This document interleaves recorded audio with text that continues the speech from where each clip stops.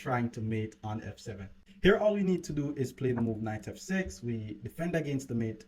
And from here, we have a lot of ideas. There's d5 ideas, there's knight d4 ideas, bishop g7. Because the knight goes to e2 though, we should just continue with bishop g7 with the whole idea to just castle the king.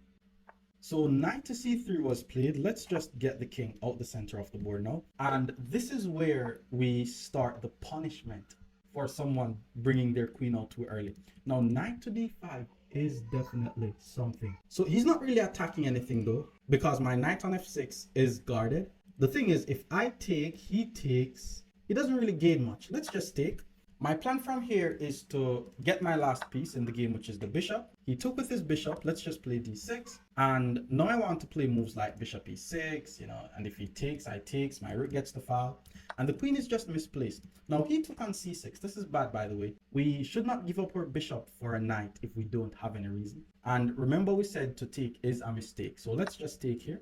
And a move like f5 in these types of position is always good. We always want to think of a move like f5. So he castles his king. f5 is an idea. Let's go with f5. My c6 pawn is unprotected and I have to be aware of that. But I have a nice little idea. If he takes and tries to win the pawn, I was planning on putting my bishop on this diagonal, but he plays d3. So what I'm going to do here is, first I'm going to take on e4. His queen has...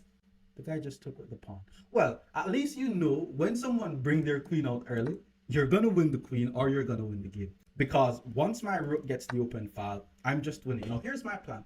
My plan is to put a bishop here and a queen here. If a bishop is on h3 and a queen is on g2, then that's going to be a checkmate. So I'm going to start by playing the move bishop to h3. It attacks his rook, so he has to react to this move. He moves his rook out the way. Now, I would love to play something like queen to g5 check, but the bishop is there. We're not going to be blundering like that. If my queen was on f3, then that would be a checkmate. So I could play queen f8 or queen f6. I'm not really seeing a huge difference, but let's go queen f6. And then he plays f4. So he's not trying to get checkmated. He sees what's happening. But I'm not going to take because I'm going for mate. So I'm going to play queen h5 because his pawn no longer guards this g4 square. So now I'm going to check. He goes bishop e3 and it's actually mate here. There's nothing he could do to prevent mate. I'm going to check. He's forced to block with the knight, otherwise queen g2 is mate. Once I check and he blocks with the knight, I'm going to go queen f3. And then there's nothing he could do. So I could literally just pre-move this, but I won't do that because I'm teaching.